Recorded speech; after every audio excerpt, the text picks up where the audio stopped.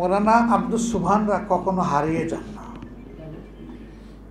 তারা বিবেকের আয়নায় জ্বলজ্বল করতে থাকেন এবং এটি তাদের কর্মের কারণে।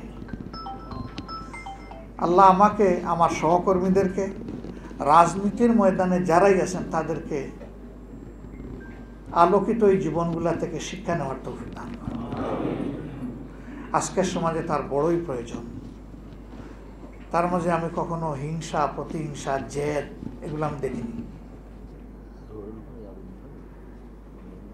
তার মতো একজন বিজ্ঞ প্রাজ্ঞ নেতা বিভিন্ন ফোরামে মত দিতেন, কিন্তু যখন তার মতের অপর পক্ষে গিয়ে অন্য মতটা শক্তিশালী হয়ে যেত, তিনি সবার আগে বলতেন আমার মত আমি উল্টো করলাম, এটাই আমার মত। এখন এই যে উদারতা, এই যে সাহসিকতা, এটা আমাদেরকে সঞ্চয় করতে হবে ইনশাআল্লাহ।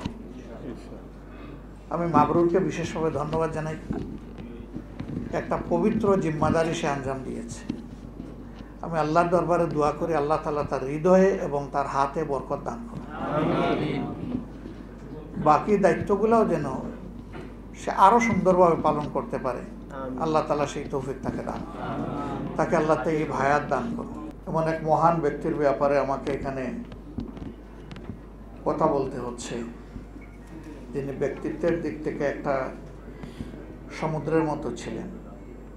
কোন জায়গা থেকে যাত্রা শুরু করব আর কোন বন্দরে ভিড়ব এটাই তো ঠিক করতে পারছি না। তিনি বয়সে আমাদের চাইতে অনেক সিনিয়র, কিন্তু যখন কাছে বসতাম মনে হতো যে আমরা দুইজন ক্লাসমেট ছিলাম। সম্ভবত এটা শুধু আমার না, এটা সকলের বক্তব্য। তিনি কাউকে কিছু বললে একেবারে ভিতর থেকেই বলতেন, তার মধ্যে কোনো কৃত্রিমতা কোনোদিন আমি দেখিনি। বাংলাদেশ জামাতে ইসলামের মধ্যে আমার জানা একমাত্র দায়িত্বশীল অভিভাবক, যিনি বিডি মেম্বার থেকে পার্লামেন্ট মেম্বার পর্যন্ত সর্বত্র তার বিচরণ ছিল।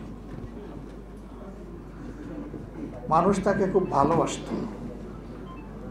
পাবনায় তিনি ছিলেন কারো দাদা, কারো চাচা, কারো পিতা, কারো মামা, কারো নানা। তার অনন্য বৈশিষ্ট্য ছিল তিনি শুধু নির্দিষ্ট ব্যক্তিকে নাম ধরে চিনতেন না, তার তিন পুরুষ সহ চিনতেন।